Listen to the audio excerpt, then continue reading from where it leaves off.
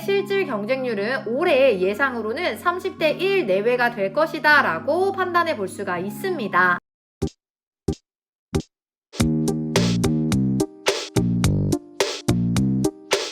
안녕하세요 여러분, 연세대 김미미입니다. 오늘은 여러분 우리 한양대학교 수시논술에 대해서 분석하기 위해 이렇게 영상을 켰습니다. 우리 한양대학교 올해 진짜 엄청난 변화가 있죠. 그 한양대학교의 첫 번째 특징, 최저 등급의 등장입니다. 여러분 사실 최저 없는 대학을 준비했던 친구들의 입장에서는 이 최저가 없는 한양대가 사라져 버리니 당연히 슬픈 소식이기는 하겠지만, 사실은 이 한양대가 3개 과목 등급 합 7을 통해서 원래 이 서성한 라인에 있는 그 최저를 같이 맞춰가게 되었습니다. 사실상 선생님의 생각으로는 제자리를 찾았다라고 볼 수가 있는데, 그러니까 더 이상 이 전국 논술대회라는 이 한양대의 논술이 전국 논술대회가 아닌 서성한 라인에서 그 최저를 맞춘 학생들끼리 경쟁할 수 있는 그런 대학으로 바뀌었다라는 점이에요. 올해부터는 본격적인 논술이 시작된다라고 생각할 수가 있고, 오히려 최저가 없어서 조금 지원하지 않았던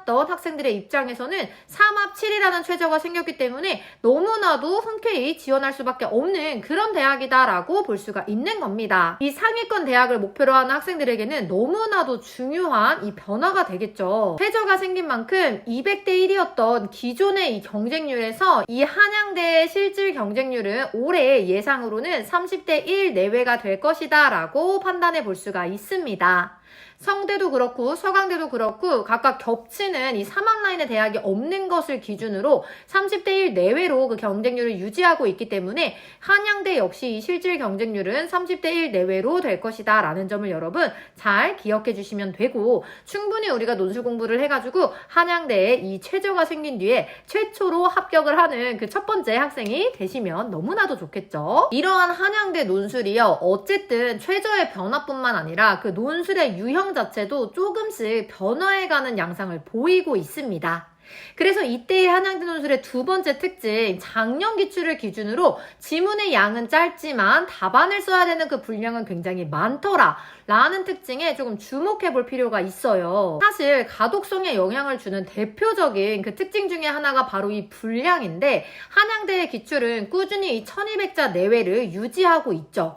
이 한 문제를 바탕으로 1200자의 논리적인 글을 쓰면서 여러분들의 논술 실력을 판단을 하는 겁니다. 근데 기존의 기출에는 적어도 이 가와 나와 다에서 활용할 수 있는, 적어도 가와 나에서는 활용할 수 있는 그런 근거들, 주장들이 정말 다양하게 제시가 됐어요.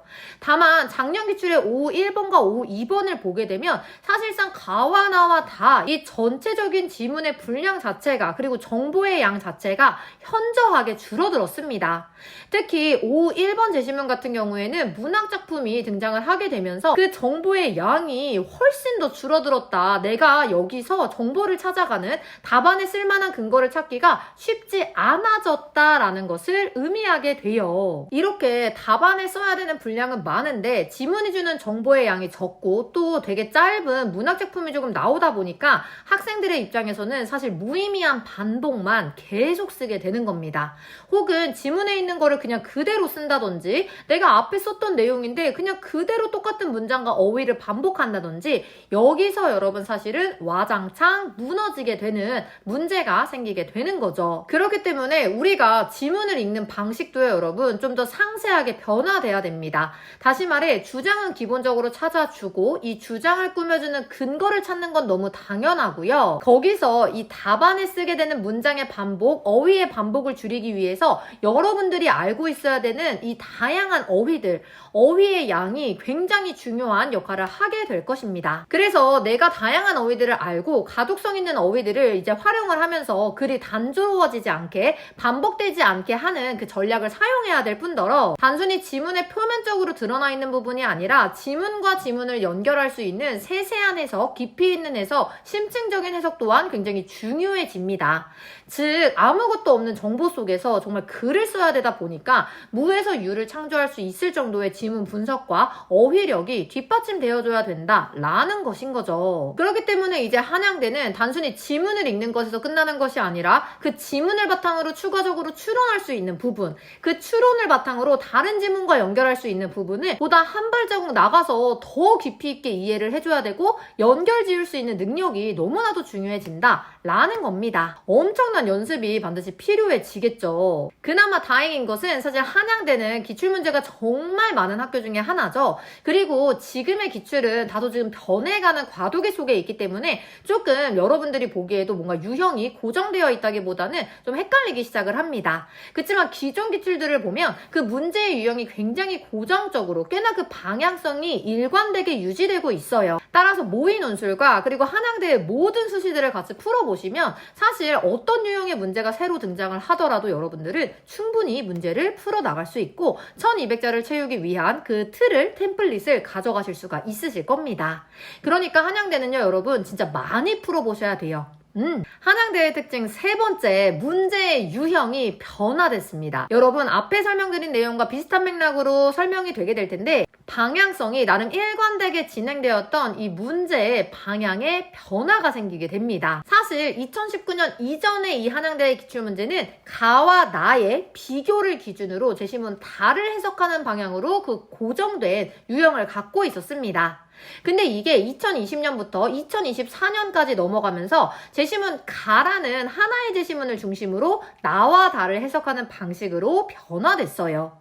근데 놀랍게도 작년 기출은요, 오후 1번과 오후 2번에도 문제 유형이 달라지는 변화가 생기게 됩니다. 오후 1번 같은 경우에는 제시문 다를 바탕으로 가와 나를 평가하거나 해석하는 방향이고, 오후 2번 같은 경우에는 나와 다를 바탕으로 제시문 가를 해석하는 방향으로 문제가 출제가 됐어요. 같은 해에 출제가 된 논제임에도 어쨌든 문제가 확연히 다르다라는 것을 확인해 줄 수가 있고, 이를 바탕으로 우리는 앞으로 이 한양대의 문제 유형이 좀 다양화될 수 있구나 라는 걸 여러분 생각을 하셔야 됩니다. 물론 이러한 유형의 변화는요, 첫 번째 방식인 가나의 비교를 통한 다의 해석으로 넘어갈 수도 있고요, 두 번째 방식인 가를 기준으로 나와 다를 해석하는 방식으로 넘어갈 수도 있어요. 어쨌든 문제가 다양하게 나올 수 있다는 그 가능성을 열어두는 게 너무나도 중요하다라는 거. 왜냐면 이렇게 문제 유형이 고정적이지 않다라는 거는 우리가 애초에 처음부터 문단 구성부터 제대로 다시 시작을 해야 된다. 가독성을 높이기 위해서 어떤 순서로 글을 전개해야 될지, 어떤 순서를 통해서 논리성을 챙길 수 있는지 그것부터가 시험장에서 계획을 해야 되는 부분이기 때문에 충분히 연습을 해서 가져가셔야 된다. 이런 가능성을 알고 가셔야 됩니다. 그렇기 때문에 여러분 적어도 2018년 기출부터는 무조건 풀어보는 걸 추천하는데 2018년 기출부터 문제를 풀다 보면 어떤 순서로 글을 전개해야 될지, 그리고 이런 유형일 때, 이런 문제일 때 어떤 방향성을 갖고 있는지를 여러분 잡아가시는데 크게 도움이 되실 거기 때문에 반드시 여러분 문제를 꼭 풀고 가셔야 됩니다. 그리고 네 번째, 새로운 문제로서 기억에 대한 자신의 생각을 쓰는 문제가 공통적으로 등장을 했습니다. 여러분 사실 이 논술 문제에서는요, 내 생각을 써라 라는 논제는 거의 등장을 하지 않아요. 왜? 제시문에 기반한 답을 찾는 것이 이 입시 교육이, 입시 논술이 여러분들한테 요구하는 가장 대전제가 되기 때문입니다. 근데 그거를 깨고 간혹 성신여대와 이 한양대에서는 여러분들의 생각을 묻는 문제가 출제가 되기는 합니다. 그리고 한양대에서는 이런 내 생각을 묻는 문제가 지금까지 2025년 기출을 제외하고 2번 정도 출제가 됐어요. 그래서 뭐 어떤 거는 사례를 들어서 설명해라 라는 기출문제도 있었고, 어떤 거는 이거에 대해 찬성하는지 반대하는지 네 입장을 말해봐 라는 기출이 있었는데, 이것도 여러분 그 순간에 잠깐 등장했던 거, 그리고 그 이후에는 내 생각을 묻기보다는 기존의 문제들처럼 나오는 것이 일반적이었습니다. 근데 작년의 기출에서는 오후 1교시와 오후 2교시 문제 모두 기억에 대한 여러분의 생각을 써라, 내 생각이 어떤지를 써라 라는 문제가 나왔다는 것은 앞으로도 이런 식의 문제 유형이 나올 수 있다 라는 거를 우리가 충분히 추측을 해볼 수가 있는 거겠죠. 그렇기 때문에 내 생각을 써라 라고 했을 때 어떻게 답안을 쓰는지도 당연히 계획을 하고 가져가 줘야 되는데, 여러분 여기서 진짜 중요한 포인트는 한양대가 말하는 너의 생각을 써라 라는 건요, 진짜 내 생각을 물어보는 게 절대 아니에요. 이거는 한양대뿐만 아니라 내 생각을 물어보는 다른 대학, 뭐 옛날에 건대 혹은 뭐 성신여대 이런 것들을 같이 판단을 해볼 수가 있는데, 여기 이 입시 논술에서 물어보는 내 생각이라는 건요, 무조건 제시문에 기반해서 근거를 댈 수 있어야 되는 생각입니다. 한마디로 제시문을 완벽하게 이해하고 걔를 바탕으로 내 생각을 뒷받침해줄 때 쓸 수 있는 것이 내 생각이다 라는 거죠. 즉, 더 쉽게 말하자면 내 생각을 물어보는 척 하면서 지문의 근거를 너가 활용할 수 있겠니? 라는 걸 물어본다고 보시면 되는 겁니다. 이때 물어보는 내 생각은요, 무에서 유를 창조하는 게 아니라 내가 앞서 읽었던 가와 나와 다의 내용을 바탕으로 과연 내 주장을 뒷받침할 수 있는 근거를 가지고 내 생각을 말하는지, 요게 진짜 중요한 포인트가 된다라는 거예요. 그렇기 때문에 무작정 내 생각을 쓰는 것도 아니고 갑자기 뚱딴지 같은 근거를 외부에서 가져오셔도 절대 안 됩니다. 여러분의 생각은요, 지문에서 근거를 댈 수 있는, 설득력을 가질 수 있는 그러한 주장이어야 하고요. 그리고 거기에 더해서 내가 너무 단순히 그냥 지문에 있는 것만 쓰면 좀 그렇잖아? 이 과정에서 반박과 재반박을 쓸 수 있는 그 연습이 추가로 들어가진다면 가점을 받고 충분히 합격권에 들어갈 수 있는 점수를 받으실 수 있으실 겁니다. 이때 반박과 재반박이다 라고 얘기를 하는 것은 내 주장이 A라면 내 주장에 반대되는 또 다른 주장이 존재하겠죠. 그리고 그런 두 가지의 주장은요, 제시문 내에서 이미 근거로서 설명이 잘 되고 있을 거예요. 그럼 나는 A라는 주장을 하겠지만 지문을 보니 이 내 주장에 대해서 얘가 이런 반박을 할 수도 있을 것 같아. 혹은 자기의 주장이 더 좋다고 근거를 댈 수도 있을 것 같아 라는 반박을 넣어주는 겁니다. 그치만 그럼에도 불구하고 내 주장이 더 타당한 이유는 이라고 말하면서 나의 예리한 주장이 또 추가로 들어갈 수가 있게 되는 거죠. 이해되시나요, 여러분? 정리하자면 내가 주장하는 바는 당연히 제시문에 근거한 그 설득력이 분명히 있어야 되고, 거기에 더 나아가서 남들이 찾지 못하는 예상 외의 재반박까지 같이 들어가주면 여기에는 얘들아 내 생각이 조금 더 가미가 돼도 돼. 왜냐면 이미 제시문을 바탕으로 이 주장을 뒷받침을 해줬기 때문에 여기서 한층 더 나아가서 남들이 주장하는 반박하는 바에 대해서 이런 재반박도 가능해. 그러니까 내 주장이 지문의 근거에서도 맞고 타당해 라고 뒷받침해줄 수가 있는 겁니다. 강화될 수가 있는 거예요. 그렇기 때문에 내 생각을 묻는 질문은요, 여러분, 얘 역시 방향성이 정해져 있고요. 어쨌든 얘를 통해서 우리가 가점을 받을 수 있는 방법도 분명하게 정해져 있습니다. 그러니 이 부분을 잘 같이 참고해서 준비를 해주셔야 되겠죠.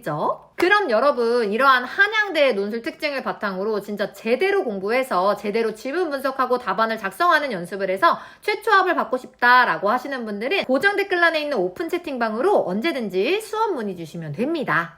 그럼 우리는 여러분